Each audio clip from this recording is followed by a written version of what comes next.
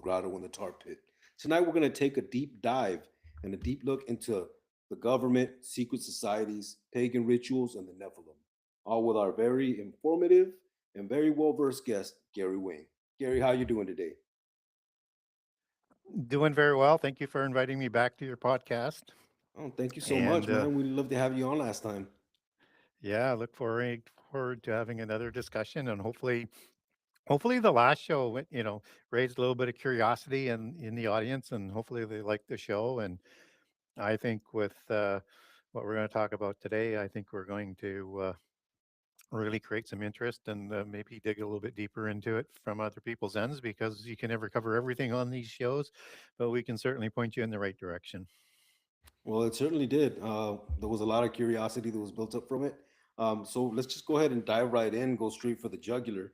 so, my first question for you is are there Nephilim alive today? As in, are there fallen angels creating new offspring today? Yeah, I'll take that on in sort of twofold ways, I think, twofold way. First of all, we don't know whether or not there are actual giants around today that are of old. There might be. We have to leave that possibility open. We have the Afghanistan giant incident that happened probably, a decade or so ago now in Afghanistan. And that was a riveting amount of details of either people who knew from the inside, and I'm talking about the pilot here, who was the witness that was on the Coast to Coast show with Steve Quayle. That his details, both on the military and on descriptions of giants, were way too real. So either he saw it or he received details on that were right from, you know, not very many places. I was surprised at how well it lined up with how I described the giants. And so we want to be open to that, because they could survive somehow in stasis. In When we look at angels having advanced technology, and they pass a lot of that technology on to their offspring, the giants, that may have been a possibility. And we have, that is sort of interesting case with um, the Clinton office, Hillary Clinton and her associates, where they put in an official FOIA request for the Gilgamesh tomb.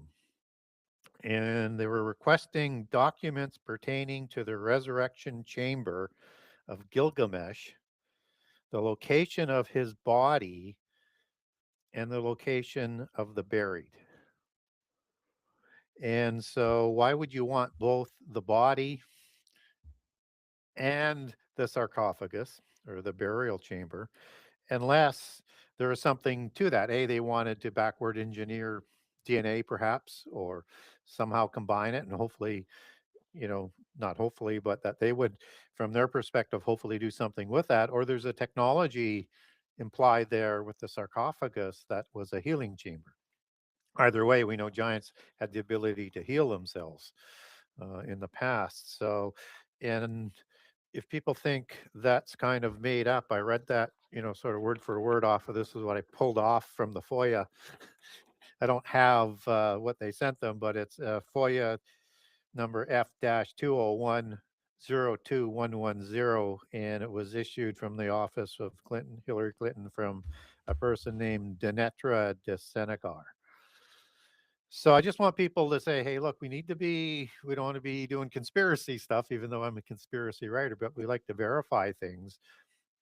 And this goes to an interconnection between giants and the power elite and our hidden history. So we just sort of want to be aware that there could be giants that survive. We do know that there are giants that survive through the giants producing ancestors or children and down through the generations. And we'll probably talk a little bit more of that. So certainly their descendants are here still today, at least those who claim that they are those descendants. And so the flip side of that coin was, are they producing giants today? Well, maybe the Afghanistan giant might suggest that maybe that is going on, but we're not seeing huge numbers of them. So if they are, they're hidden. And if they are, they're hidden underground or again through interdimensional travel through portals, which is a standard position of the antediluvian understanding or the pre-flood understanding with the technology they had in the age of the gods, were portals. They went back and forth quite regularly, and the Ugaritic text talks about that in extensive ways, not only with Baal and the Baalim Council, but also with their offspring, the Raphaim giants, who had the ability to heal themselves and to heal others. So again, you get that connection with the Hillary Clinton office trying to get information on the sarcophagus and or the body of Gilgamesh to see whether or not probably they would get some of that. So there's a connection there. So, but the trouble is that we don't have the ability to verify that either. But what I would suggest is we want to be open to the fact that giants are going to show up. And the reason why I say that is because it's going to be like the days of Noah, both before and after the flood, when the giants and the gods walked amongst us. So if it's going to be like the days of Noah, depending on how literal you want to take that in terms of all of the events, does that include actual physical giants being created? Because again, just sort of utilizing the Ugaritic text as one source, there are others. You had the parent gods before the flood with El and Ashtaroth creating giants. After the flood, Baal and Anat and the Baalim Council that we get biblically create the Rephaim giants. And so we have both before and after the flood, the creation of giants, one being a first creation, one being the second incursion, as people like to call it. So we want to be open to that, just as we want to be open to the fact that possibly giants survived the flood. And we can get there biblically because Genesis 6 says God was going to destroy everything he created. And it's repeated again in Genesis 7. Well, he didn't create the giants, fallen angels did. So, from a legal case, you could make an argument for survival. I think a better case is made for a second incursion, but I leave that crack open because there is that sort of scenario, and we don't get a recreation of giants like Genesis 6:4 after the flood. Now, a lot of people might interpret Genesis 6:4, where it says the sons of God went to the daughters of men and did so again afterwards. And as you take that back into Hebrew, it means in like manner. So that could mean multiple incursions before the flood, after the first 200, as the book of Enoch lists the number of the watchers that first created the giants, or more incursions after that, or it could mean after the flood, as they did so again, and in like manner, or it could mean both. So we don't know what that specifically means, but we don't have that smoking gun verse after the flood. But what we do get is the giant showing up.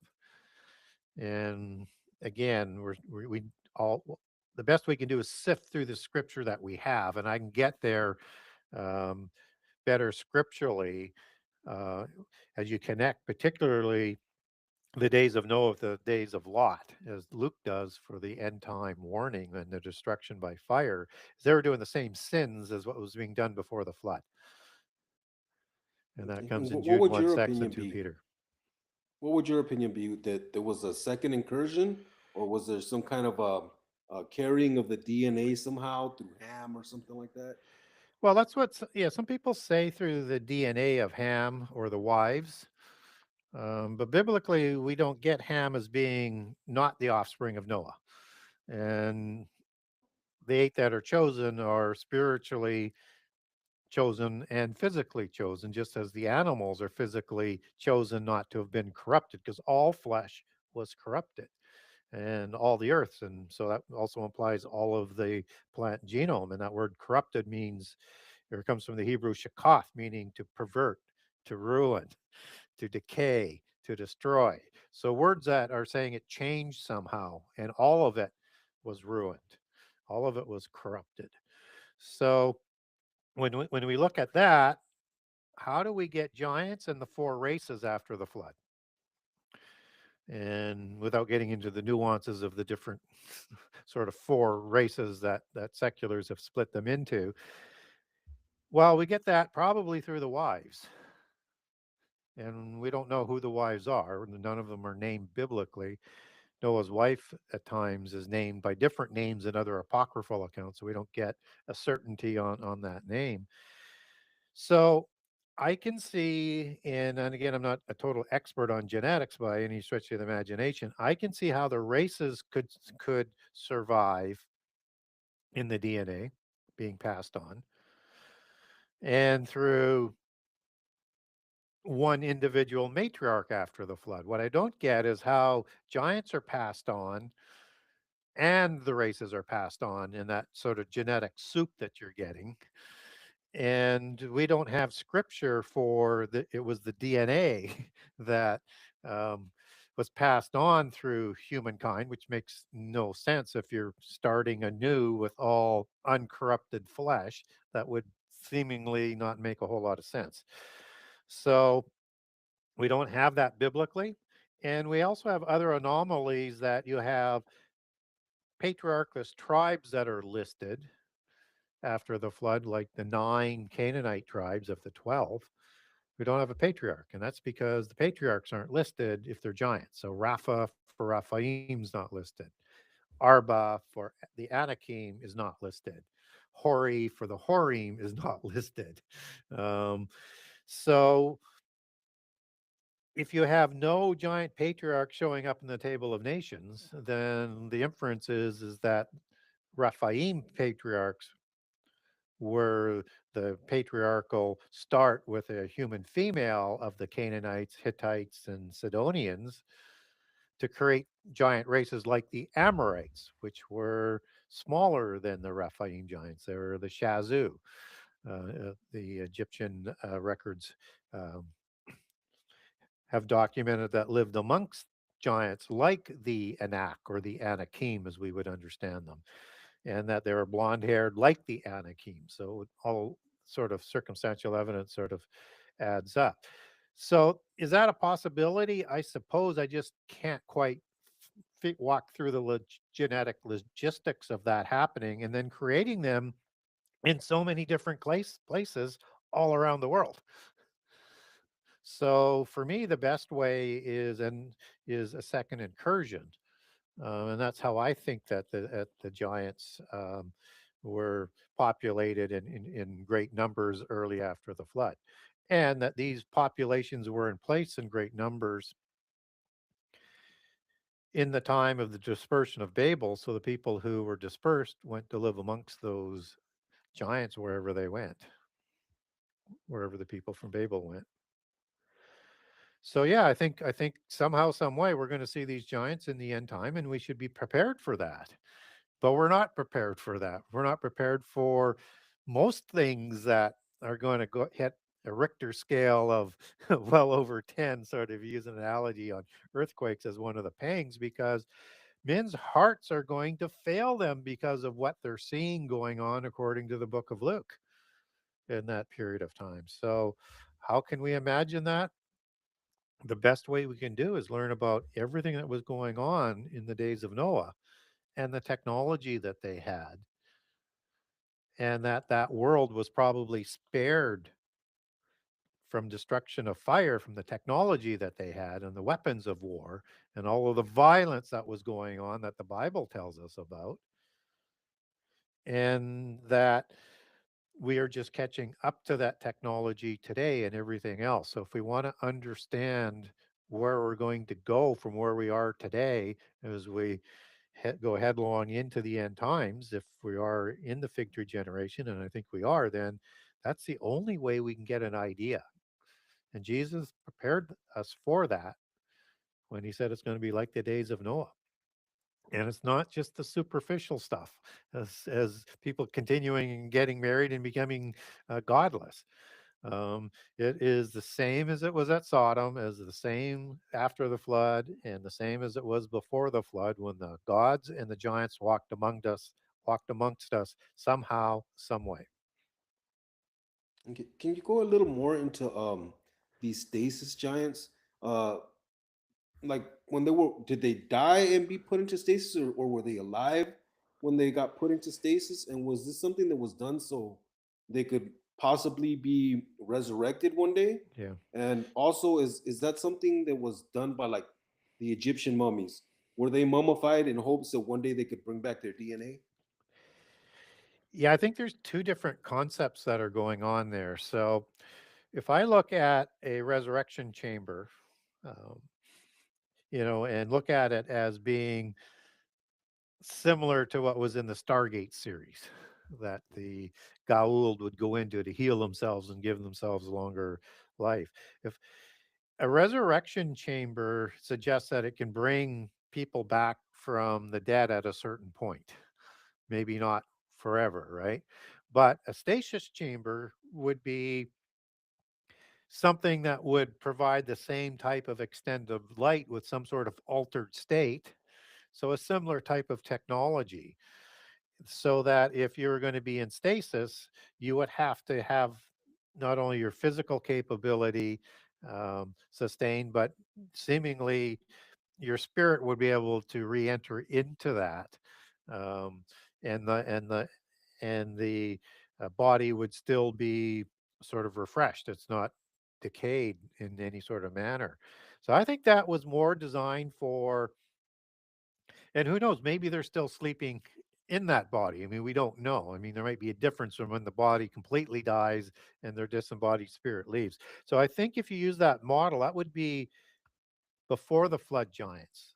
And that was how they were going to survive. And that's how the fallen angels helped them in that sort of case, as to how the angels would help them, whether it's on an ark or in stasis chambers in other dimensions, however that would happen. So I think when we look now at mummification, that's probably more like a post-diluvian technology that they didn't perfect, obviously. And I think what they were trying to do within those burial chambers was to preserve the body in a chemical way versus the technological way, because they'd lost that ability to either build that technology or to power that technology. And it could be either or. So now you try and say, how do we preserve the body so that if there's an opportunity, or the end time isn't that far off, and everybody's been saying it's the end time ever since the end time was thought about, that that disembodied spirit might be able to come back into that body if it was put into a pit prison, or it was being held in another dimension, and it could come back in there and reanimate that body. I think that would have was the hope. I think it was a Hail Mary pass, so to speak, using a football analogy. I don't know how they ever thought that that was going to somehow work, unless there was some technology that could reproduce the oiketerion, the dwelling place for a spirit, the soul and the body, and bring it back to health by reduplicating surviving DNA. That might be the other thought process. But um, so I don't think it was a mechanism necessarily to have them survive. I think it was plan B or C or D, in a Hail Mary long shot aspect. So it's interesting to look at that kind of technology and ritual and belief system and everything that they did with that, because they anticipated they were going to need these things either in the other world or the world to come, however you want to understand that in the polytheist understanding. So that meant they would be somehow able to use physical items, because you wouldn't be able to take physical items into another dimension where only spirits could be, right? It doesn't make a spiritual realm isn't physical. So that implies a coming back. So in the end time, do we have anything that fits like that? Well, yes, we do, when the pit prison is opened. And everybody thinks it's just, these crazy creatures that come out that are likely fallen angels, but there's more in the pit prison than fallen angels. So if we look at Ezekiel 32, we have these mighty ones that are in the sides of the pit prison. That's Gibborim. And these mighty ones are talking to another mighty one, a Rephaim king, Pharaoh, Necho, who would be the Pharaoh of that time. And there are the strong ones in there too, which is El in the Hebrew. So you have fallen angels that are in that pit prison, and then you have these terrible ones that Arit in Hebrew, Aritim, terrible ones in the plural. I am is the male plural. And they did terrible things on the earth. And for those reasons, they went directly to the pit prison when they were slain versus wandering the earth, wanting to have an oiketerian. So you have to possess people to interact physically to find another soul and body, an oiketerian, and suppress the host. In their belief system, they also thought that they could get to the heaven where their gods were located in Sheol and Hades in the spirit form after they died if they had enough knowledge to get there. So there's three in their belief system, there's three locations. The worst one is losing your head and going directly to the pit prison is a terrible one. Okay. This might be a little bit of a tangent, but I know you were talking about how it talks about the pit being open. Do you think that has some kind of connection with CERN? Because I Sure. know one of the things that's brought up is that um, one of the area where CERN is, the main god was Apollo, and we all Yeah. know that the keys are given to Abaddon. Yeah. The keys to the bottomless pit, and they're brought up. You think there's a possibility that and I know they've when they're smashing these particles and stuff like that, they've gotten pictures of like fallen or ancient Hindu gods. You think these gods have a body somewhere and they're gonna re-inhabit it? Yeah, a lot there. So when we look at the word god Apollo and the word Apollo, it is a derivative and part of the series of the words Apollyon, which is destroyer. So not the god Apollo. If you're looking for a destroyer god, you're going to look at Shiva in the Sanskrit version, or in the Avestan Persian version, that would be Mitra or Mithra. And biblically, or biblically associated, would be Azazel out of the book of Enoch that taught all the arts of the war. That's the destroyer god. These gods come back in the end time and they destroy the world by fire and then recreate a new earth. And so when we look at these gods, they're also living in Hades, Hades or Sheol in the other world. And one, they're either located in Shambhala or Argata.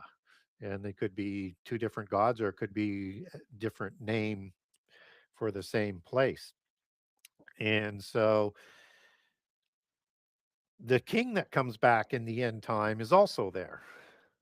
This is, again, as we relate that back to Antichrist, is coming up out of the pit prison, as Revelation 17 talks about. So there's an association here with this destroyer god that is going to come up out of the pit prison in the end time. And so, what's the connection to CERN when they're trying to go interdimensionally? Well, they're wanting to get into two places. One, into heaven to prepare to storm heaven again, as Revelation 12 talks about, and also to get their gods out of the pit prison and before the ordained time if they can. So when we look at now taking these Indo-Aryan, Sanskrit, Persian gods back to the original understanding of who they are, these are degraded seraphim gods, just as Azazel was a degraded seraphim god. And so Azazel is also depicted in that degraded form as a goat god with horns. And you also have um, CERN associated with Shiva as a destroyer god, and they do rituals and dances and all sorts of things in that sort of connection.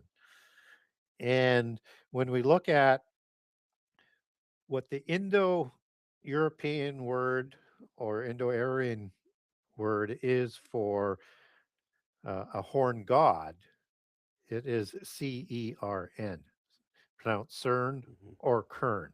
So all they've done is created an acronym to um, apply to their occult understanding of how they label everything after their gods, right? And who is in the pit prison that they would want to be getting back? It's Azazel and all of the fallen angels, and understood as Mitra, and also understood as Shiva.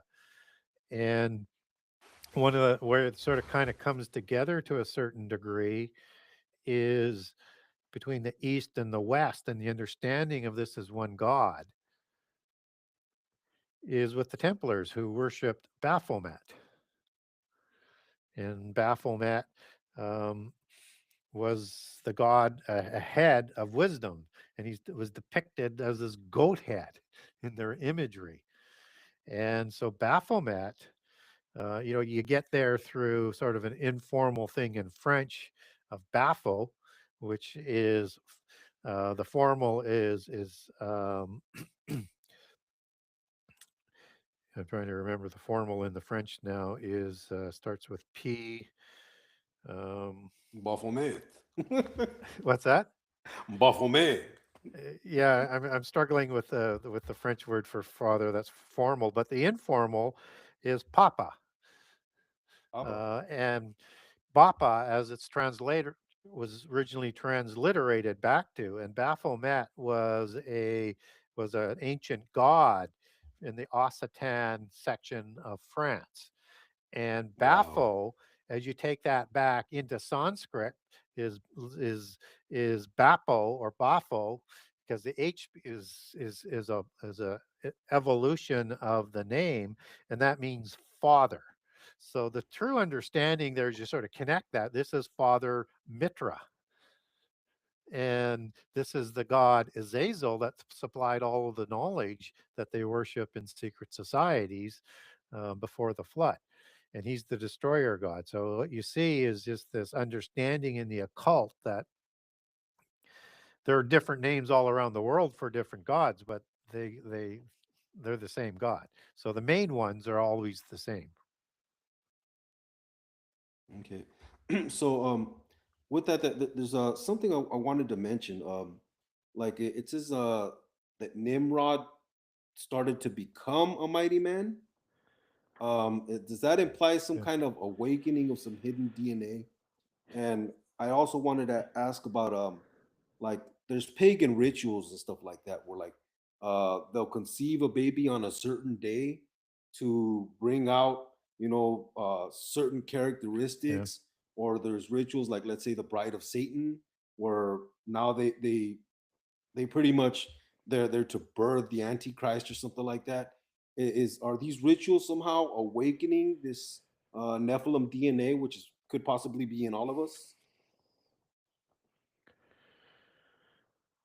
Yeah, that's just run some of that by me again because there was a lot there. I want to make Yeah, I sure I know. connect it. Yeah. Okay, so basically, it says that Nimrod started to become a mighty man. So he Yeah. wasn't a mighty man to begin with. Right. So Okay. is Yeah. that implying some kind of awakening of his DNA? And with that, I kind of wanted to segue into, there's pagan Yeah. rituals of, like, let's say, the bride of Satan, or conceiving a baby on a certain day. So they come out with these certain evil traits. Sure. Is that all some kind of awakening, some, dormant Nephilim DNA that might be in everybody now, because they say all flesh will be corrupted. So it's possible we're all corrupted. Yep. Yeah, it's a good question. So what we do know is Nimrod was the offspring of Cush. So likely not your prototypical Rephaim or Nephilim, but he became a mighty one, a Gibborim, a Gibbor in the singular, and that infers a change. infers a modification. Now, is that genetic? Is that technology? Is that somehow able to do something that can morph you into something different, like a chain shifter type of thing? I mean, so it's a very interesting is how does he become one? You can become one by imitating one, so you'd be giant like. But that word Kal-Al, as it comes out of the Hebrew, it is associated with rituals and sexual rituals and a breaking of a bond and rebelling against God. And so again, that sort of adds a little bit to it. And if you look at the polytheist accounts of the Tower of Babel that Nimrod biblically is credited for building, then where does this technology come from biblically? We don't know, but what we are told that as acting as one people with one language, anything they decide to do, they're going to be able to do eventually. And so God disperses them by dispersing the languages. In the polytheist version, they receive the ancient knowledge from a fellow named Hermes, who brings that knowledge to Nimrod, and they start to build the city and the tower. So, what other technology came with that if it's the technology of the antediluvian epoch? Well, we might get a hint of that, and there are different versions of the Tower of Babel in polytheist accountings, whether or not it's the Tower of Eridu or it's the Akkadian version that uses Babalu as the name, which ILU is the transliteration of AL or EL for an angel or a god. And in their understanding of the definition, it doesn't mean confusion of languages as we get that down through the Hebrew. It means a portal or a gateway of the gods that he was building so that he could perhaps get into the pit prison and let those beings out or go into heaven and make war with God if you got a little line again, which you have accounts in some of the Apocrypha that talks about that. So it's interesting that there's this implied technology, and then he becomes like a giant or became a gibbering. Gibbering doesn't always describe giant, but generally it does. And so something changes in him. So is there technology that is involved with that change?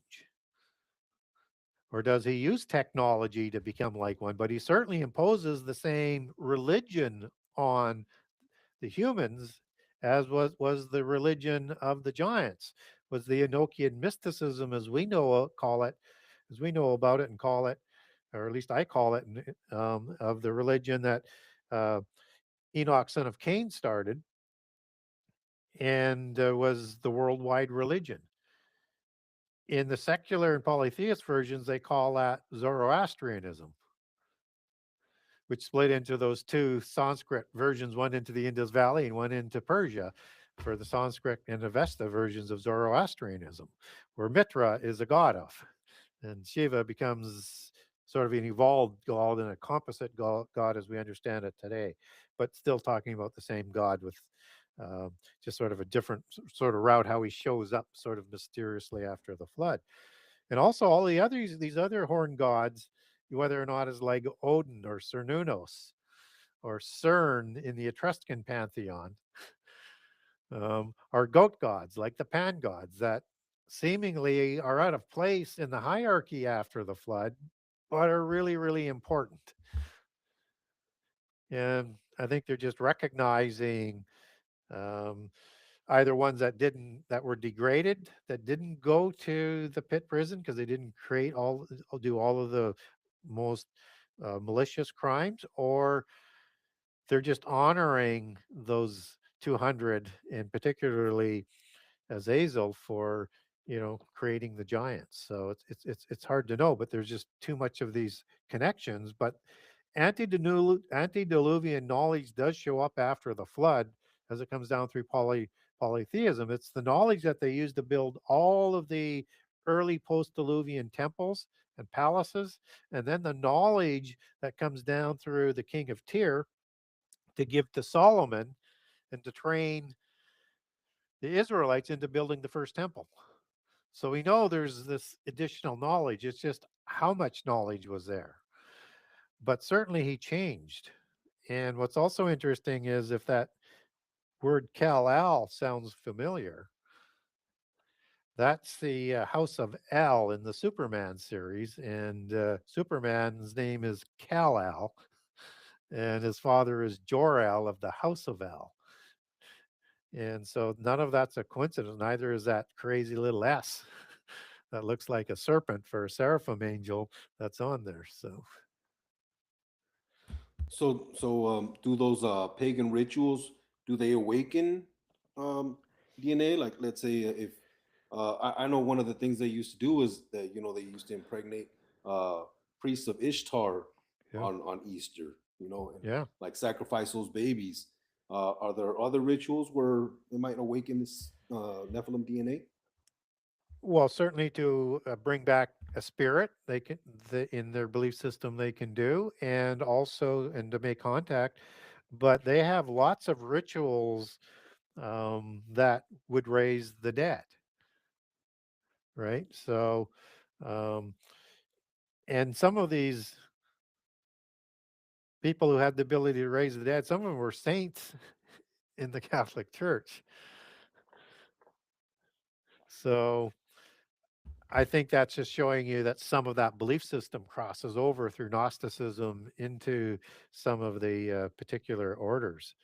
Um, and if you're wondering which one I'm referring to, St. Patrick had that mythos a part of him. And if you do some research on him, he's actually raised some people from the dead, which And it has some strange relations with the snakes too, doesn't he? he has a very strange relationship with the snakes as well. So, and the the bards of Celtism were understood as serpents. That's what they called themselves. So you wonder what type of snakes he was running out of Ireland. So this might sound like a little bit of a silly question, and I know it probably is, but um, one of the things like you were mentioning with that they wanted to do, which they were opening this portal, or they wanted to make this gate to the gods, which was could have been a portal to get into heaven, a roundabout Yep. way. Yep. Um, and also God, said, I'm going to confound their language and disperse them because nothing will be held from them. So since one of the things that they wanted to do was get into heaven and kill God and put their gods in his place, do you think that would have been possible? Would they have been able to kill God? Oh, I don't think they ever had a chance to kill God, but they had to try. And Yeah. they could have at least gotten into heaven or something, right? well, yeah, I mean, if nothing is new under the sun and what was will be again, then one deduces that they stormed heaven at one time in the rebellion, and they may have tried at other times, and maybe that's what Nimrod was trying to build, uh, so that they could do that. And certainly in the end time, in Revelation 12, there's a war in heaven. So there's obviously something more to it than just the end time aspect, because what we're seeing is this continual cycle that happens. They're always trying to bring about the end time. God interceded, I think, with the flood to prevent the earth from being destroyed by fire, which 2 Peter talks about, 2 Peter 3 talks about as being reserved for the end time. Yes, So I'm sorry. I knew it was a little bit of a silly question, but I just no, wanted to it's ask it. not. But it's important to understand that this is we're if we are living in that Well, generation, we may see that if anything, as that's what they witnesses. wanted to do. They That's what, they had yeah, this notion of they wanted to kill God. yes, and they So still do if they could, but I yeah, don't. if they could, they would. Yeah, So I and wanted I to don't think, ask. but I don't ever think they thought they could win. But they would want to push it far enough that they could win a realm on their own without being overseen by God. And I think that is still the game plan. I think they teach their followers and their offspring they can win, Yeah, but they knew God intimately. they knew how powerful he was, and they can't do what he can do. So why did they think they could win? Well, of course, nobody wants to be on a losing team, so they got to brainwash them. Yes, so you have to tell them that's what they're, they have to tell that through the religions, to deceive people to rebel against God like they did. And again, I think that's part of trying to justify their rebellion as part of the game that they're playing with us as sacrificial, um, pawns, so to speak, so that they can legitimize winning a peace treaty to live on their own. I know those are pretty, generic sort of terms for this grand thing that's been going on for a long period of time, but I don't think it's much more complicated than that. Okay. So my next question is, how do fallen angels interact with the world today? Do they still become physical beings? And do they still have the same powers they had before they fell? Yeah, I think I'm going to start with the last part first. Um, I think as we look at the information that we are provided, is there is a continuous receding of the powers that the fallen angels are permitted to do. And so, depending on how old this world actually is and when the war actually first occurred, whether it was between Genesis 1 2 or sometime early on, um, after day six, I would probably think it fits a little bit better a little bit further downstream. But they seemingly had, if you had a destruction between Genesis 1 1 and 2, with the gap theory and the renewal of the earth, theory talks about, and you can get there biblically, but we're not going to litigate that case today. But so it's a what if, um, and you destroyed the earth down to its foundations, and you'd have to renew the earth, and that is planet destruction capability. And then you'd have the firmament collapse on each other, and you have to separate it as you go through the renewal of the earth when God sends his Holy Spirit, as Psalms 104 talks about. So that would be the pinnacle of their power permitted to be used, or whenever that rebellion happened. Maybe it wasn't quite to that degree, but certainly in polytheism, they get the destruction of the world, particularly in the Vedic and Upanishads and Sanskrit versions. They have the war of the gods that is basically destroying the world in that war. So as we move forward, after the earth would be recreated with that or renewed, they're having less ability to manipulate creation and the power that's being applied. So what do? Is they create offspring to do their bidding for themselves. And so that they don't have blood on their hands. And they create giants initially that are immortal, both physically and spiritually. God takes away the physical aspect in Genesis 6 3 and limits life to 120 years.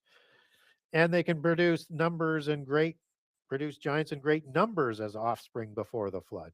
After the flood, they don't have that immortal body. They don't live as long. They have a fertility issue. They have to intermarry with humans. They're not as big, and there's a degradation.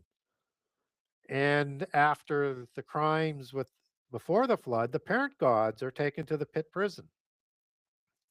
After the flood, you have its offspring god. So whether it's Zeus with Hercules versus Kronos as the parent god, or and Osiris and the Egyptian pantheon, it's the offspring gods that are going to produce the lower giants, and they're going to go to the pit prison. But they created giants that were not as big, not as powerful, and whatever other gifts that weren't passed on. And then you had, because if you look at angels as being the host of heaven, both loyal and disloyal, the stars of the heaven host, that's the Hebrew word Saba, meaning an army of angels, meaning there's rank and order. And so in the disloyal ones, they have their own host, which we're told not to worship. right? That's the council of the gods that rules over this world, that Satan sits above. And if you don't think that they do not run this world today, when Jesus came and he was at the end of his fasting in the desert after 40 days, guess who shows up? Satan. Satan wants him to follow him and bend his knee to him. And if he does, he showed him all the kingdoms of the world that he controls that he would give them. What that's telling us is he still controls this world, and the council of the gods are still there. That is talked about in Psalms 82. So after Baal and Anat and the Baalim council go as the offspring gods to the pit prison to join their parent gods, you just have other ones that move up. They still rule over the 70 nations of this world through the council of the gods, and Satan still trying to emulate God sits above that council. So yes, they still control this world. But after Babel, they're not walking amongst us anymore. Something else changes. So can they still come into this world? I think so. Maybe there are more restrictions whether or not they can come in a physical form.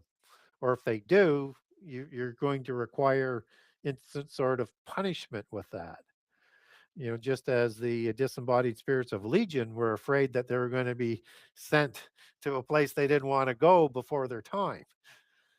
When Jesus encountered them, it would be sort of akin to that. But I think they can still take a physical form, even though they may not be permitted. But as we get closer to the last 7 years, and particularly in the last 7 years, they're just going to throw caution to the wind because they know they only have 7 years left. And we also get depicted with these fallen angels in the end time celebrating at the destruction of Babylon at the midpoint of the last 7 years in Isaiah 13, and then celebrating again in Isaiah 34. So we also have these angels being led out of the pit prison before the midpoint of the last 7 years. So I think we're likely to see these things in maybe not an angelic form that they would have been in the past, but something that they might find would be more legalistically allowable, but still deceiving the people that they are superior beings, but maybe just aliens. I mean, I'm just trying to create how you get around if you have these restrictions being imposed, which there seems to be, which seems to be the MO, but yet we're going to see the war in heaven. We're going to have them amongst us completely, all of them, in the last 3.5 years. And one deduces that the polytheists believe they're going to come back as well because Alice Bailey, for example, of the Gnostics talked about 2025 not only as the return of Lord Maitreya, which sees the incarnation of Mitra. Maitreya is a transliteration of Mitra into an antichrist type figure as from a Christian perspective, versus they'll look at it as their Messiah. But also that you're going to have these creatures that are going to be walking amongst us beforehand, I think, in some sort of way.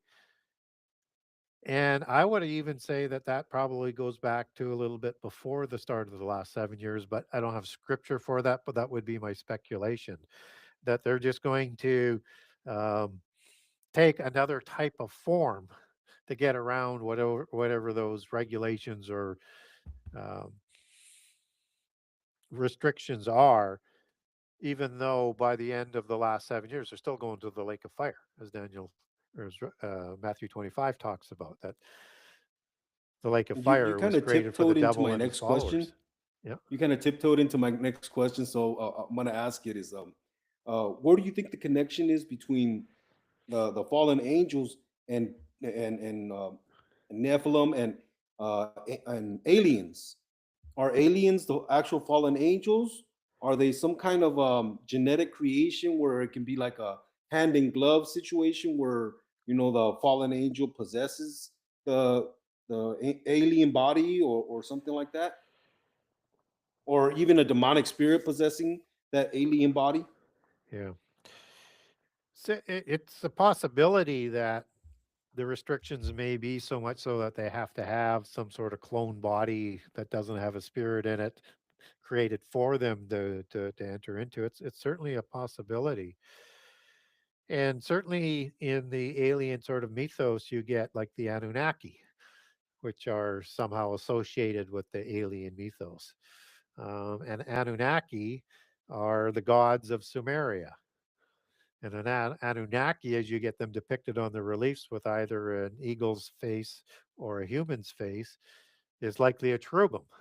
And those are one of the four faces of each there. There is also a face of a bull and a face of a lion that when they take a physical form, they're going to take that shape. Um, so they may be they may be taking a little bit different form than what their normal nature would be, but they're going to walk amongst us, and I think that's the thing to remember.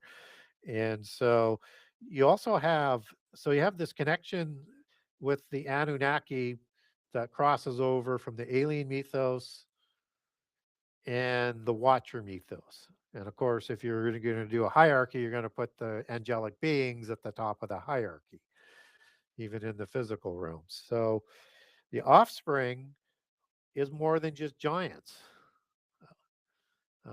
And so, do we expect giants? Yes. And will they be recreated? Possibly, we talked about, or will they receive an Oikotarian as well?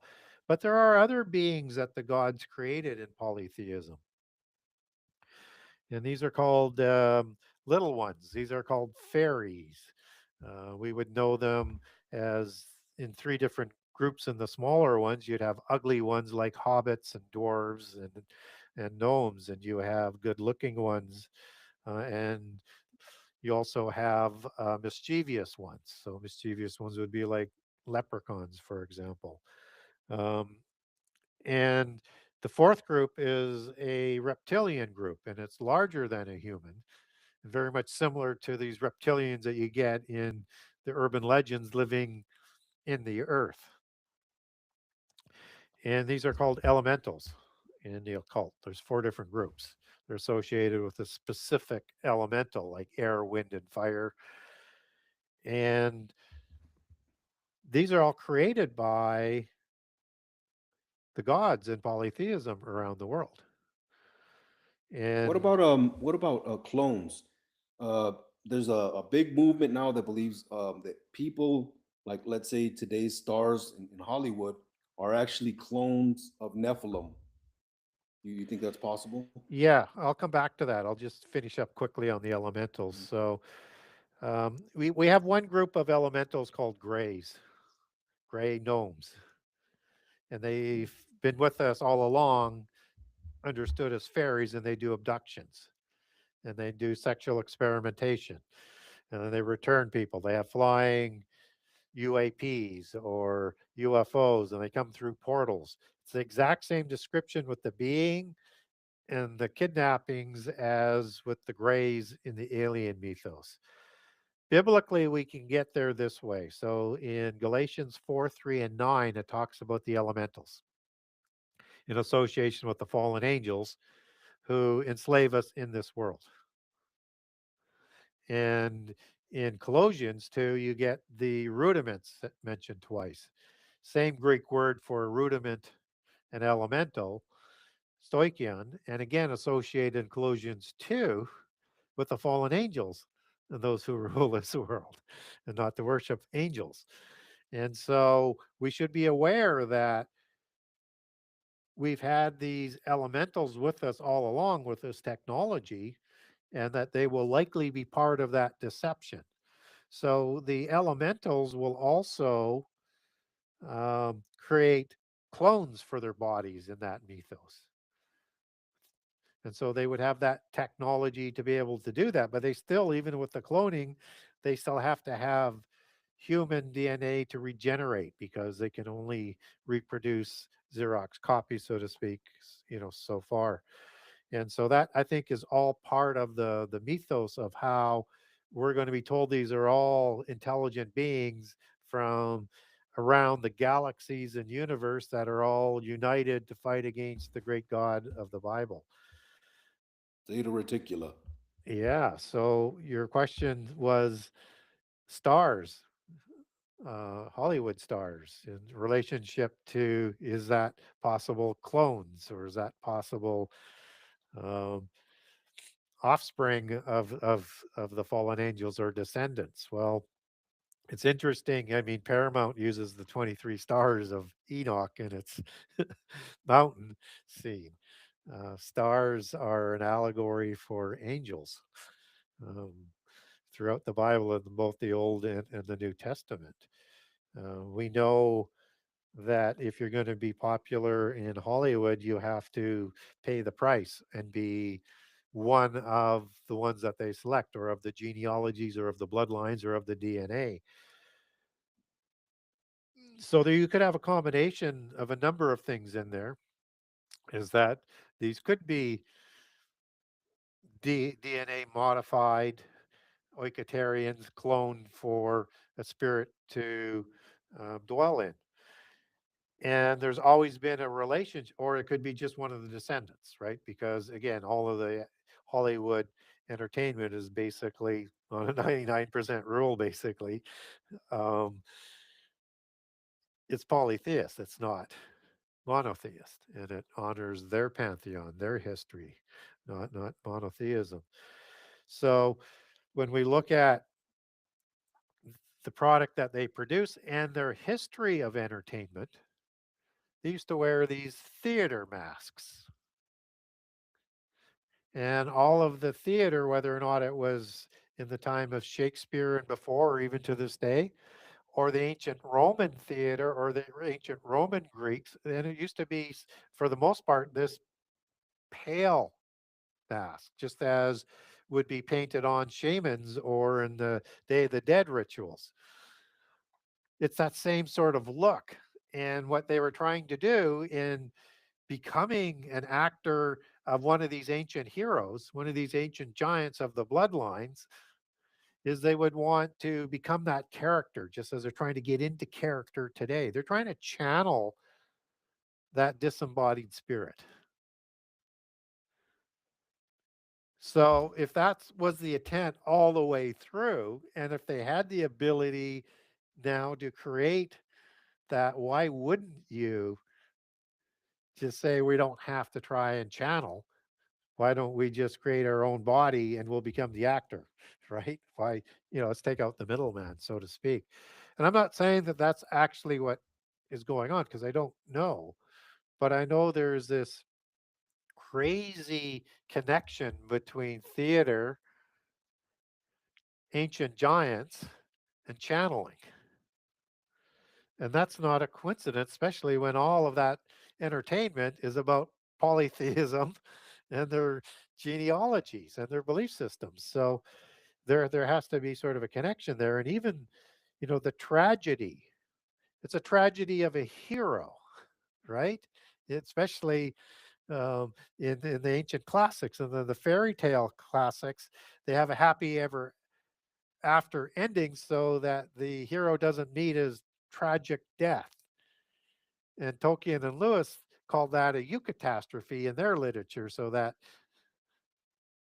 the hero is spared that, and the reader is spared that horrific death. You create this happily ever after ending. So you have Greek tragedies based on ancient giants and bloodlines, and also if you look at the satire aspect, that's another type of genre based around satyr gods, and I walked through that in book 2 for people. Okay, yeah, thank you for that answer.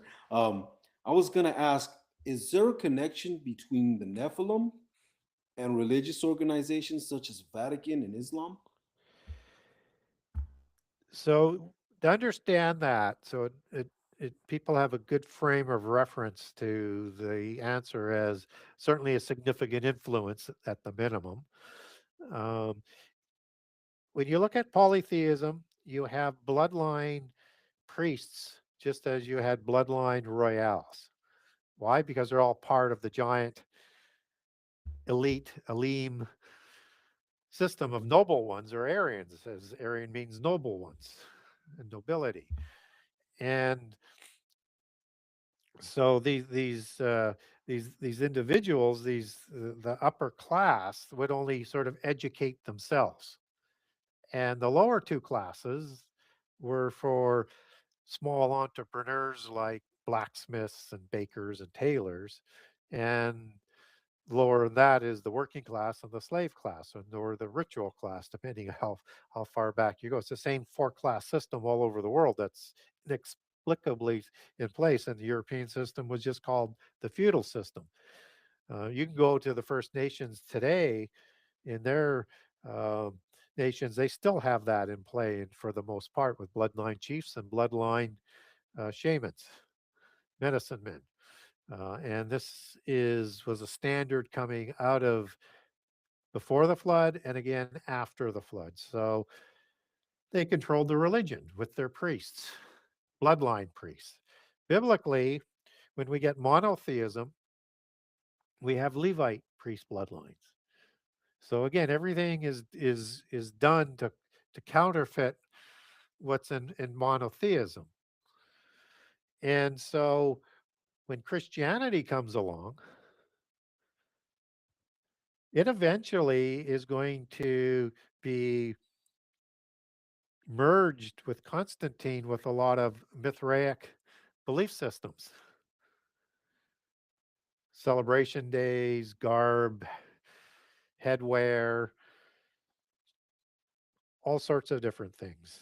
And so once it becomes the state sponsored religion, but now a bit of a morphed religion to satisfy the polytheist side of the Roman Empire and to the rising power of the Christian community. You have this new state religion, but it's not that long before they start to take over that whole central organization once it becomes centralized at the Vatican, where it was a decentralized one and very hard because there wasn't a hierarchy really in place. You had the seven churches to a certain degree, but it was very much like the Judaic version, where yes, you had a central temple, but you had all of these other synagogues that were kind of on their own, but all sort of centered around some of the scripture, right? But there wasn't a real hierarchy. And so once you have that being controlled and only the elite being educated, they start to put their bloodlines into the pope positions. Now, I'm not saying all of the priests and I'm not saying all of the popes were polytheists. I'm not saying that. I'm just saying they've had an influence on it all the way through, just as they control all other religions, all with the intent to bringing about the universal religion of Babylon for the end time. So yes, there's an influence there. It's always getting going on. And I think from a Catholic sort of perspective, we can look at it from the conservative and the liberal movement. You can see that in Protestantism as well, but you see more visibly that fight within the Roman Catholic Church and priests that will come out and say, "Hey, I'm a conservative priest," or "I'm more of a liberal priest." They actually come out and say that in masses now. I don't know whether you have heard that, but I've heard it several times. And my wife's a Catholic, so I've attended Catholic churches quite often in my life. um, and so Yeah, I think I that think the last two popes were on the opposite ends of the spectrum, right? I would say Francis so. Yeah, Francis was real liberal, and this new one's supposed to be a lot more conservative. supposed to be, but I'm not convinced of that yet. Yeah, That well, we'll they can see put what on he whatever actually show they want to does. put on. Yes, we'll see what he actually does. He's been very quiet, so which is kind of nice too. But um, anyways, I digress. So, and I'm not here to mock any. I'm just saying this is the organizational structure, and that if we are going to have the septimonium emerge for Babylon on the Seven Hills with Palatine Hill, understand Vaticanus Hill was in ancient times a branch of Palatine Hill of the Sibylline prophecies and the seat of idolatry in John's time. So they will try and exercise their control with how many they have in there and following their belief systems to take control. And you have the same influence in Protestantism. And I would anticipate and suggest that the polytheists have control over the seminary schools, both in Roman Catholicism and in Protestantism, because they do not want to teach things like prehistory and prophecy. And they're instructed not to teach that. And all of this sort of liberal interpretive approach seems to come down through the leaders of the churches who are being educated by non-conservatives, probably polytheists who have infiltrated the church. And we start to see all of this Masonic symbolery that goes on in churches, which is usually a key to look for to see whether or not that church has been influenced by the Gnostics or not. So on the same token, um, how have the Nephilim infiltrated secret societies? They are the creators of the secret societies, is the easiest way to put it. So basically, you have the secret societies who take their beginnings back to before the flood in their history. And they take it back to the beginning of Enoch, son of Cain, as their significant, most important patriarch, being Enoch, because what he does is he takes the knowledge that Adam provides, according to their accounts, that he was taught by Adam to run this massive project between Euphrates and the Nile to Mount Hermon to the Indian Ocean. And there's only one of them, and then later he gets a helper. Um, that he was taught a lot of knowledge, particularly agrarian knowledge, but other knowledge as well as on astronomy and whatever else he would need to run that type of operation. And that he passes this on to his sons, Cain being one of them, and he corrupts the language. Enoch, son of Cain, then takes this and puts it into the seven sacred sciences that we know as the seven liberal arts today. And out of the seven sacred sciences is a creation of the mystical religion to keep the development of this knowledge a secret from the mundane. And this is also the same religion and secret societies that are going to cross the flood. But continuing with this, so now you're going to have the development of this knowledge into the seven liberal arts as we know it as today, and you're going to develop mystery schools for the mystical religions to educate the elite, which are only the descendants of the giants, and they're going to control all the literature, all the writings, all the education. And out of that comes the secret societies because they take their beginnings back to that. And we see that today with initiatory organizations on university campuses to even to this day, whether or not you start with sort of basic alpha house and go right up to skull and bones, right? It's all part of that system. That's part of the history. And so when we look at secret societies, they take their beginnings back to that time of that seven sciences merging with the knowledge from the fallen angels or the gods in polytheism. And at that time is the creation of the giants who are going to take over the nobility because of their size and strength and ability to produce, and continued that whole process again after the flood. So they created the secret societies for themselves. And in the West, we see an evolution of that uh, through the Masonic royales with the Templars, who excavated under Jerusalem and uh, became very, very powerful as this secret society, initiatory organization, monastic order of warriors within the Catholic Church. And when they're disbanded, they're going to sort of split away into decentralized groups because they had all the banking, all the knowledge, all the military power, everything was kept under one central organization. So afterwards, you're going to get that split into other organizations. And it's going to begin with the invisible ones of the 33, who were the senior order who created the original Templars, and then it separated into a senior and a junior order in 1118 with the crowning of Foucault-Anjou as King of Jerusalem, Baldwin II, as he was known. And you had the Priory of Sion, which was the Council of the Barons, Council of the Royals, and then you had the Payon becoming Grand Master for the junior group. And so then you had a senior and a junior order all the way there, all the way through. So the Rosicrucians are going to be the ones who are going to be front and center with the invisible ones in 1317 after the fall in 1307.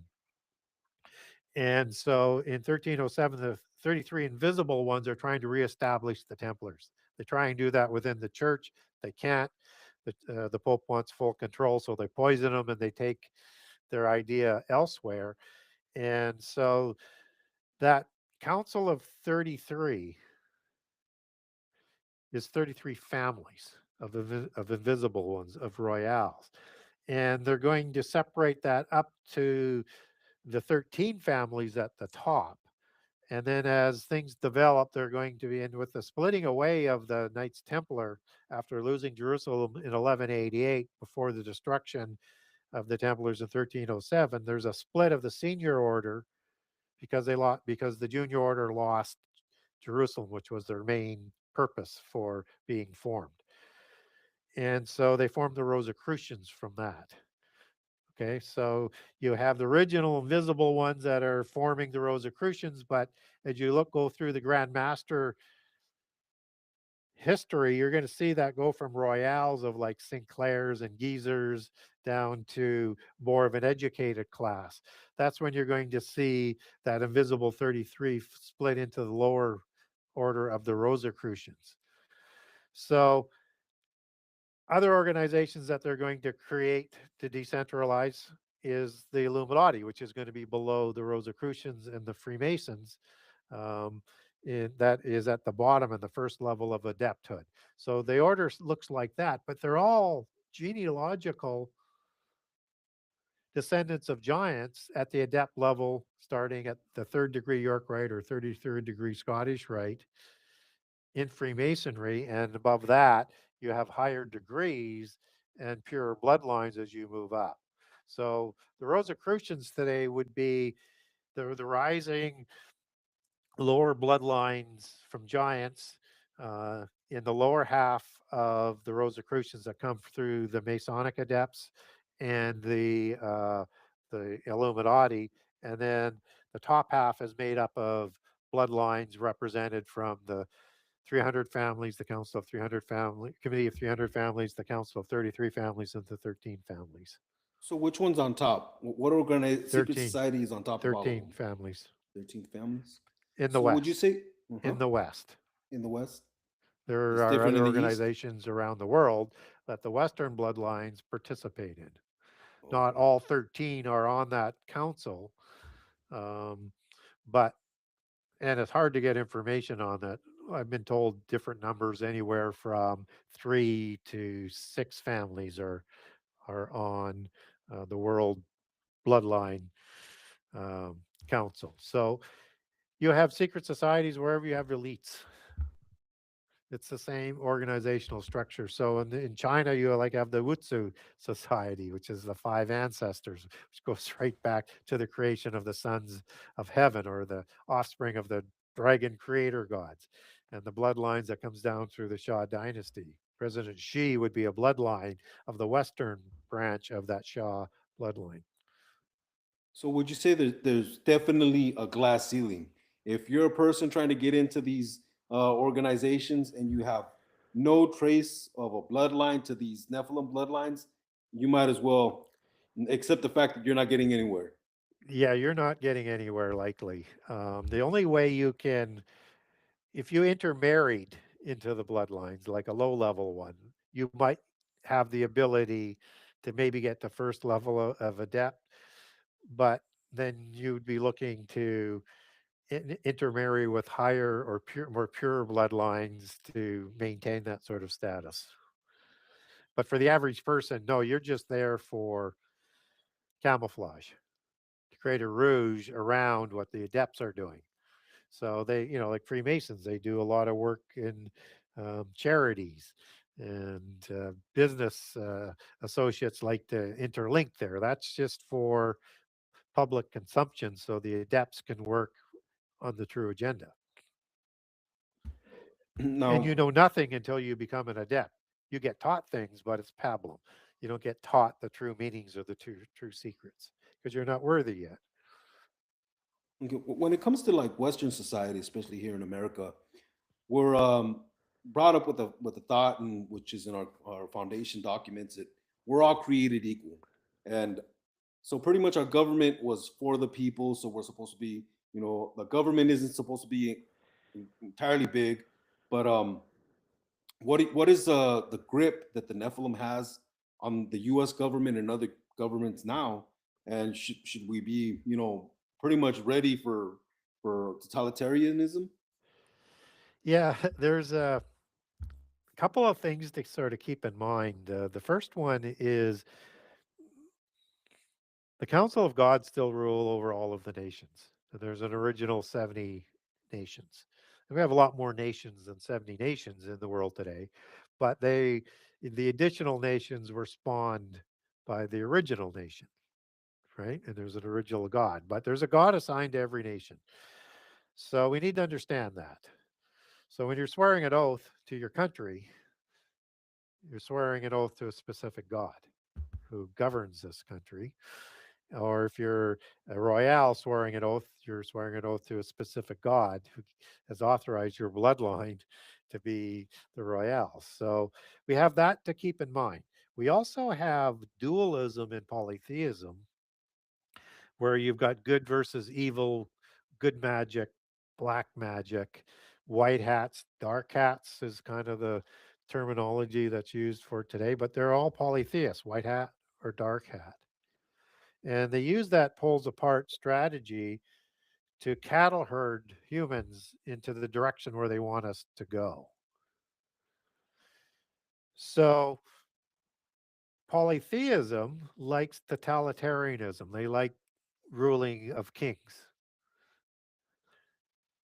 They were willing to do things in different ways to bring about the end time faster than shorter. So that's how you get the new world developed and some of the democracies that are developed, but they're always trying to control that democracy. And so typically they get control of the main parties. They like just two so that one can take over from the other all of the time. And essentially they're doing an established policy, maybe some nuances on either side, but going in the same sort of direction. So when we look at where those who feel they have the divine right to rule, many who are sitting in the backgrounds are, how they want to go from where we are to the end time, which they want to bring about, we have to get back to a new Atlantis, as they like to call it, which had 10 giant kings, offspring of of Poseidon and Clymene, Atlas being the most famous, and Atlantis. And there was Wasn't it 10 10 pairs of twins? 10 there was, yeah, 5 pairs of twins, so Oh, five 10 pairs. kings, yeah. And they ruled over the Atlantean Empire in different empires. And so we have 10 king empire slated for the end time that comes out of the book of Daniel and also in Revelation. And that's what they're wanting to rebuild. So you're going to have to get into that sort of zone of 10 main families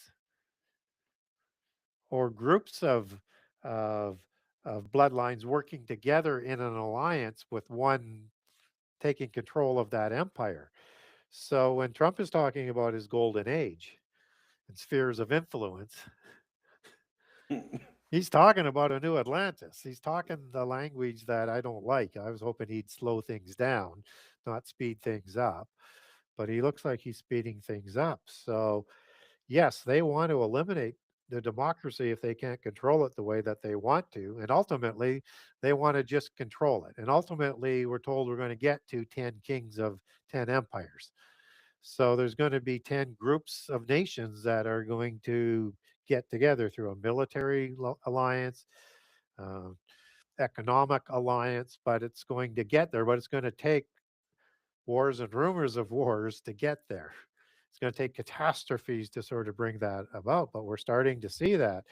And we're seeing that individuals like Trump and Xi and Putin are saying we don't imagine the New World Order in the same vision as the Western bloodlines.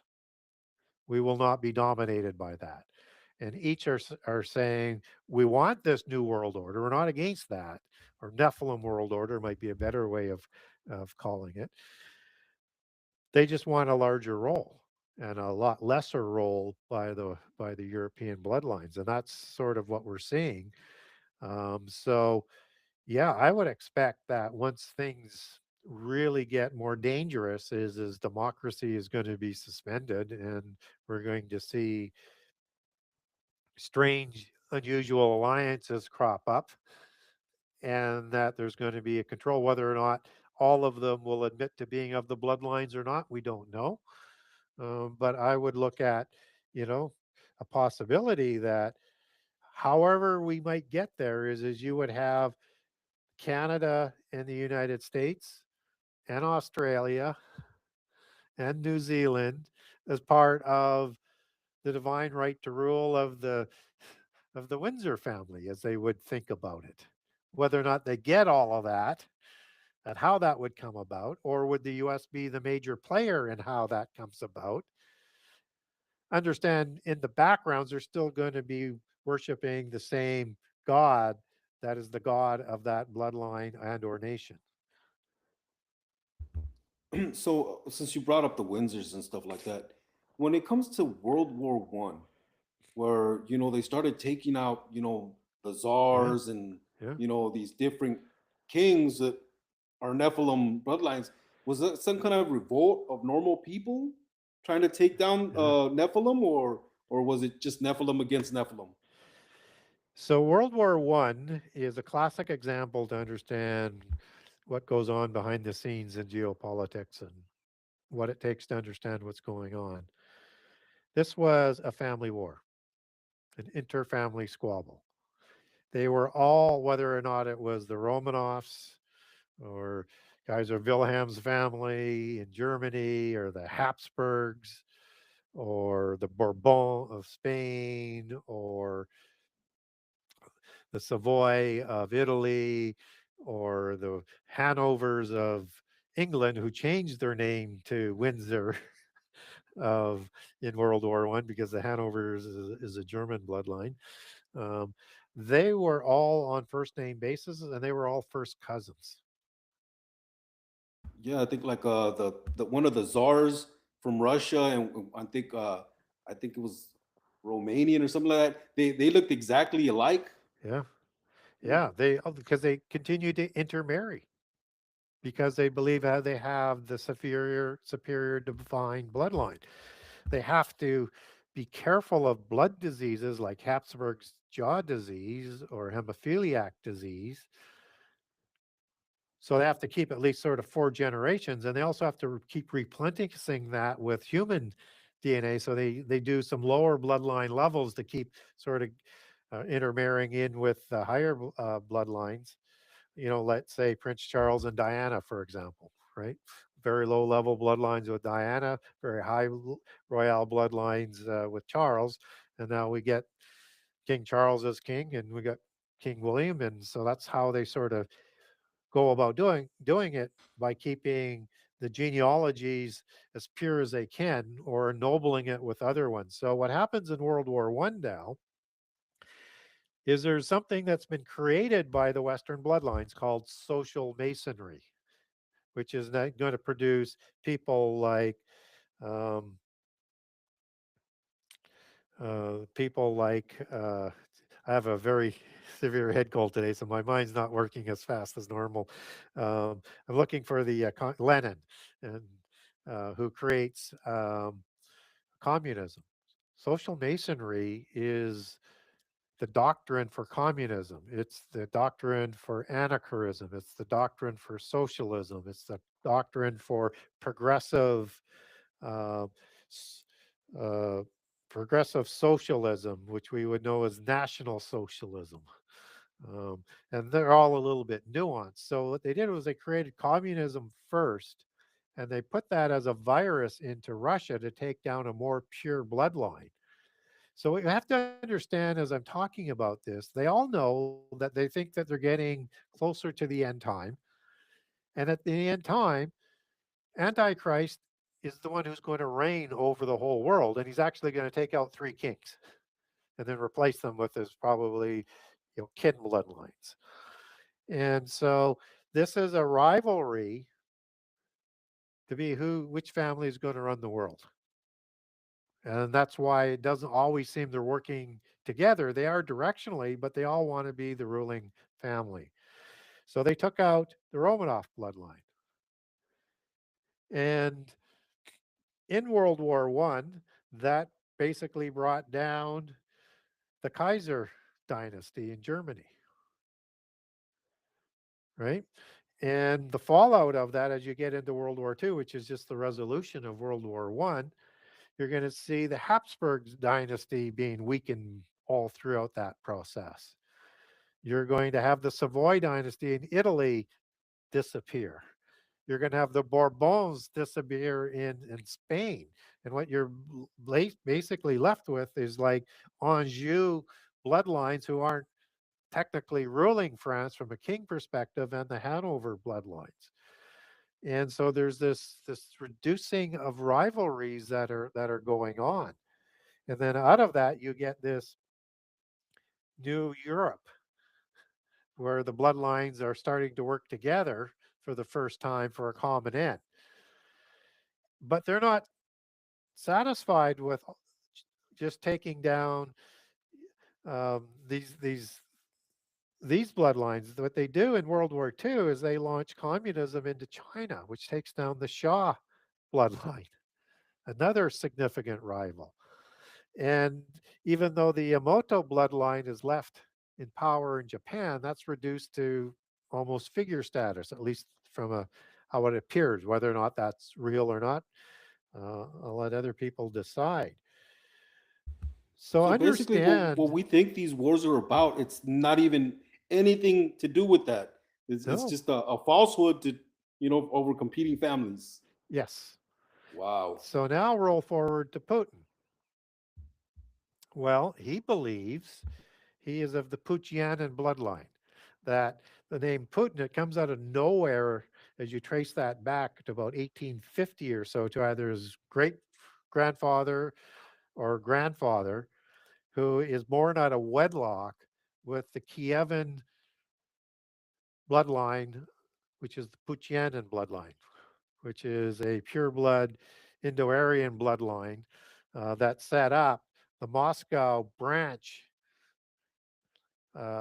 kingdom, reporting back to Kiev in about 1000 AD through Vladimir the Great. So the mythos goes with Putin, and what they put in the newspapers in the early 2000s in Russia is that his father, Putin's father, moved to St. Petersburg just before World War One. And so Putin now is controlling Russia and is trying to retake Kiev. Basically, it's kind of like the holy city because he believes he's the illegitimate offspring coming from his grandfather, and that the Romanovs, they're basically defunct. And the Romanovs were a Putyan bloodline, and that name changes because there isn't a son born, and a female has to intermarry with another Putyanin bloodline, the Romanovs, which is how you get the Romanov name on the dynasty. Now, when Putin is being interviewed by Tucker Carlson, he says, all I'm trying to do is put together the Romanov dynasty. Yeah, that's where he thought it was a filler buster, but it was just basically tracing back his Yeah, claim and the thought of Russia owning all this and yes. that dynasty. Yes, he's making clear to all of the royales and stuff around the world all the time what his intent is. They know. So the Europeans have been using the US to oppose that as the attack dogs, right? And Trump is saying, no, we don't. We're not going to play by those rules anymore. We'll see how long that lasts for. But he does seem to be empire driven from whether it's a white hat or a dark hat perspective, if that's what he's doing.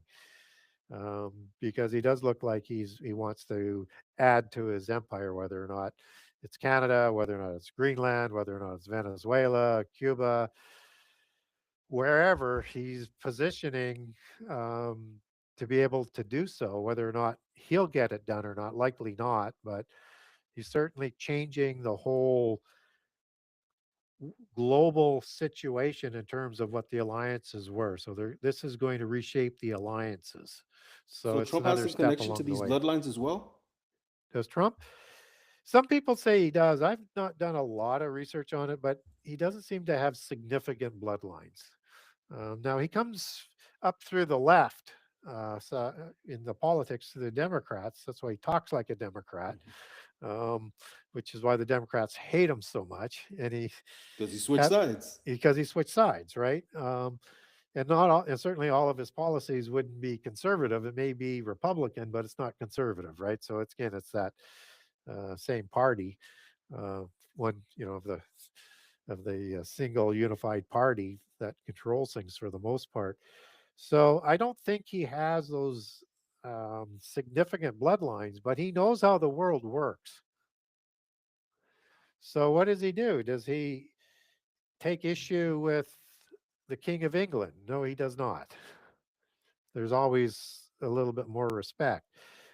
With Xi, he recognizes that. And he wants to be on the same level, and he recognizes Putin sort of at a similar sort of level. And in fact, he's identifying more with Putin and Xi now than the Europeans, and is envisioning more of three forces of the world. But that's just going to have the Europeans pull out their money, and they'll become four pretty quick. How many that splits into at the end of the 10 kings is hard to know. But you start to see these global tectonic shifts starting to happen. Okay. So how does this all affect the microcosm? Does that mean that Nephilim there's Nephilim influence all the way to, like, let's say the cool kids at school, leaders in gangs and stuff like that? Is there some kind of influence in that? Sure, there is. They're all initiatory organizations. So imagine it as, and it's all just roles they play, white hats and dark hats, right?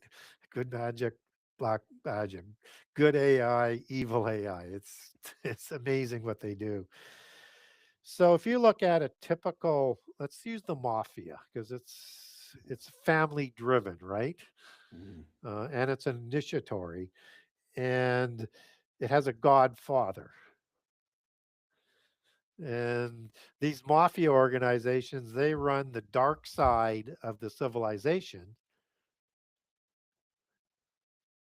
so that the ones on the other side can run sort of the above board in the light aspects. And again, driving us, because we never get rid of the mafia. We never get rid of the people who are controlling all of the institutions. And they seem to be working together all of the time and driving us in a similar sort of direction. And that word Godfather, I mean, what do you think the Nephilims call their patriarchs? Godfathers. Celestial Mafia Godfathers is what the fallen angels are. So you have similar organizational structures and bloodlines um, that are running all of the dark sort of underworlds. And you know, out of China, you would have, and again, if we don't have the dynasty in place yet, but she is of the bloodlines, but all of the secret societies, whether it's the triads or whichever one you want to pick in terms of the mafia organizations of secret societies, are also initiatory and have Li or Shi people leading them around the world. That's not a coincidence. We have the same sort of organizational structure in place everywhere around the world. We just may not recognize them as being the same because they have different names for these types of things, but they all do the same things.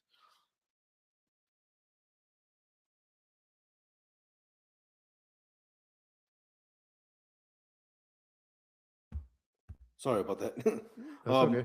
I was gonna ask. So, in Gary Wayne's opinion, Yes. is the Antichrist here now? And do you have any possible opinions of who it might be? It's a really good question. So the question is how far are we away from the last 7 years? And whether or not Antichrist would be here as the Antichrist. And the Antichrist spirit is always around, as we're told in the Bible, and it's always waiting for an opportunity to take center stage. So that's always with us. So I think we are in the fig tree generation. And if we are, when's the starting point for that? And how long is a generation? So typically, some people will use 1947 declaration of Israel. The war was in 48. I would say Jerusalem is required for to be in possession of the southern kingdom, the Judah southern kingdom versus the lost tribes of the north for the end time, and it's the epicenter of end time prophecy. So they have to be in the covenant land, the southern kingdom, and they have to be in control of Jerusalem. So that was put in place in 1967. So if I were to pick one of the two dates, I'd pick the latter one because of the relationship of Jerusalem to end time prophecy.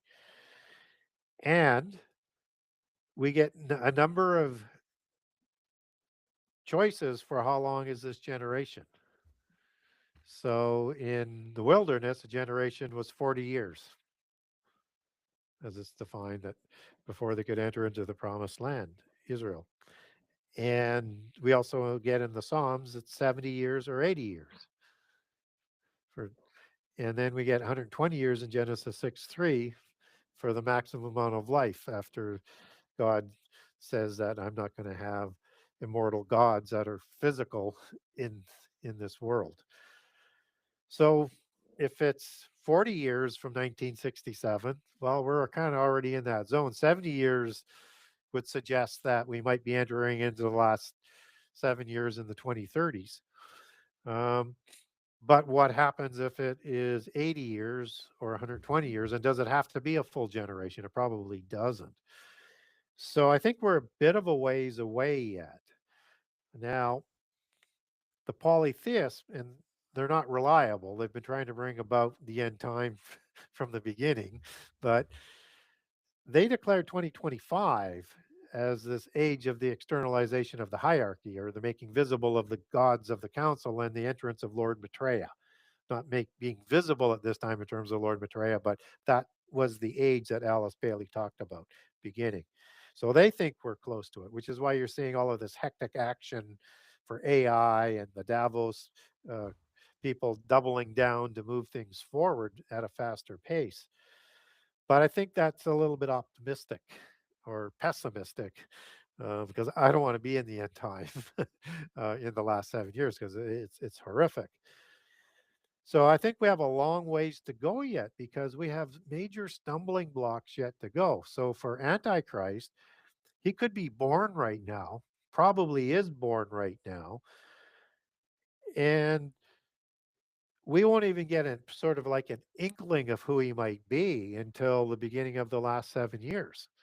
And then he's not revealed completely until he crowns himself God in the temple at the midpoint.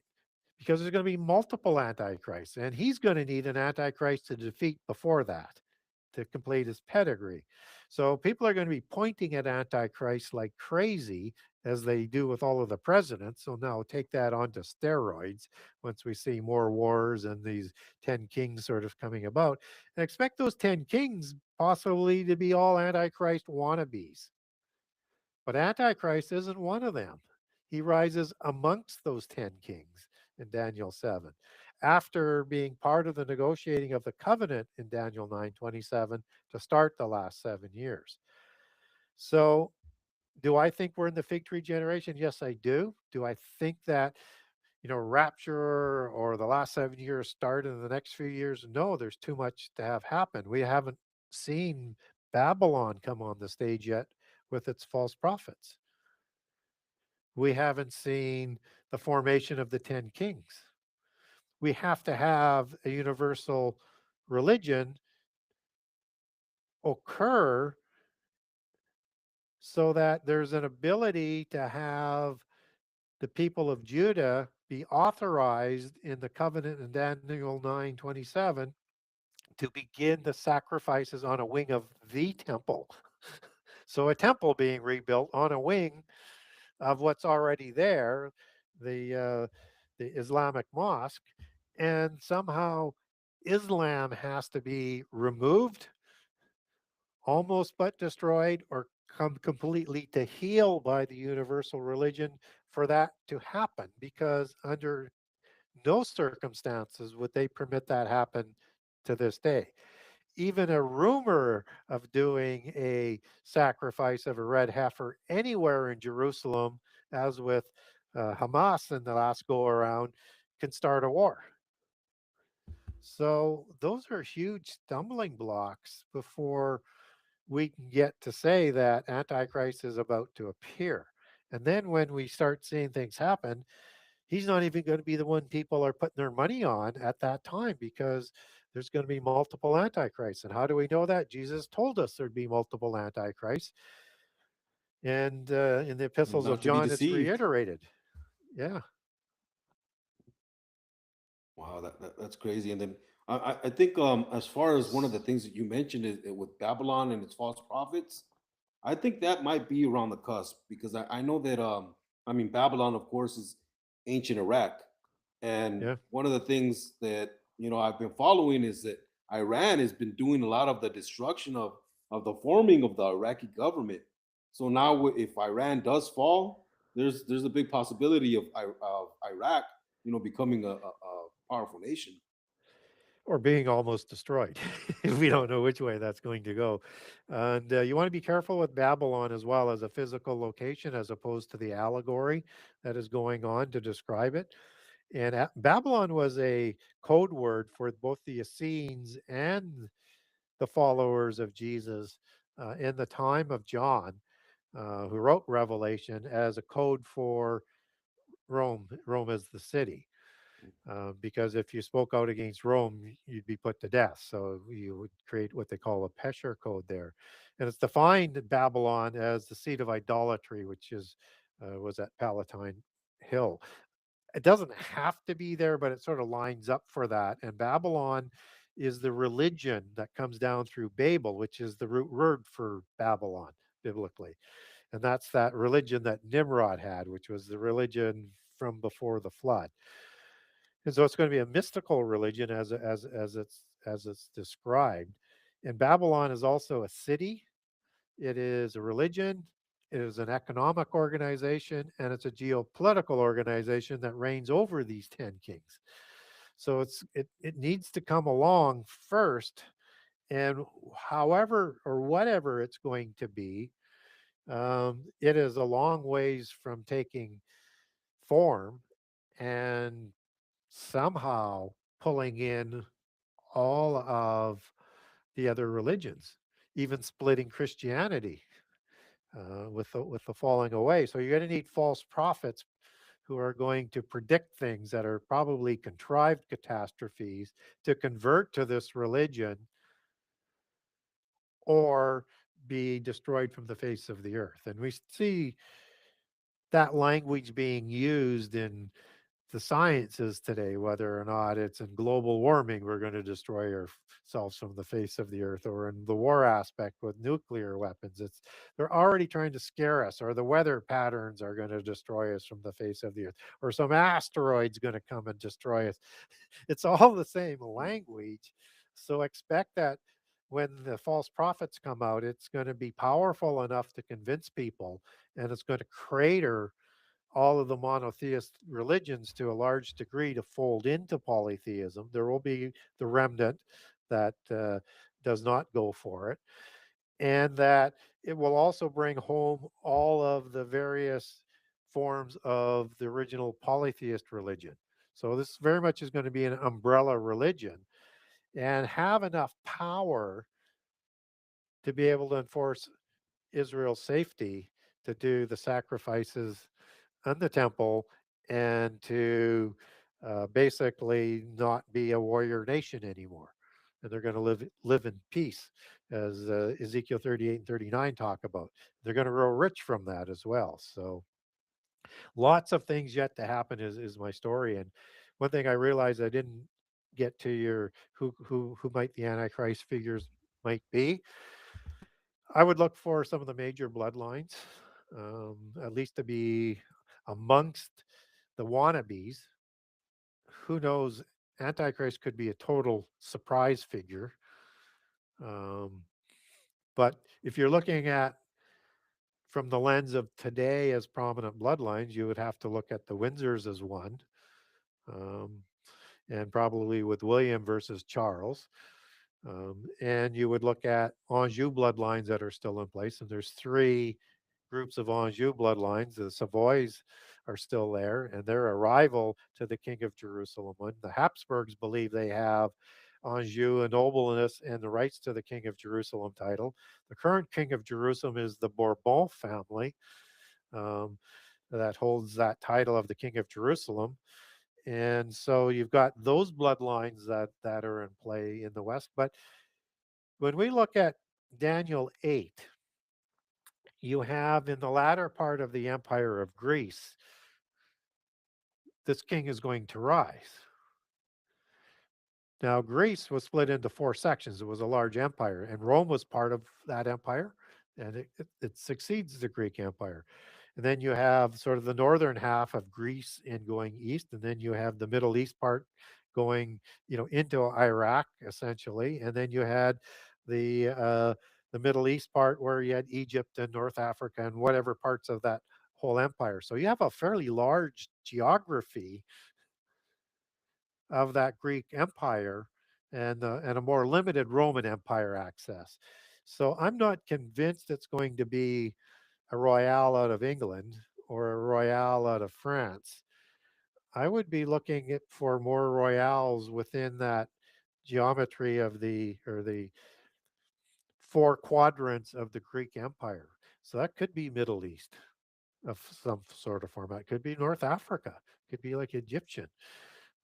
We don't know, but they're also going to have to fake a pedigree, either fake or be real, that somehow goes back to Jewish bloodlines and Davidic bloodlines.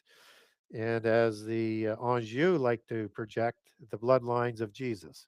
So you see all sorts of different things happening on that.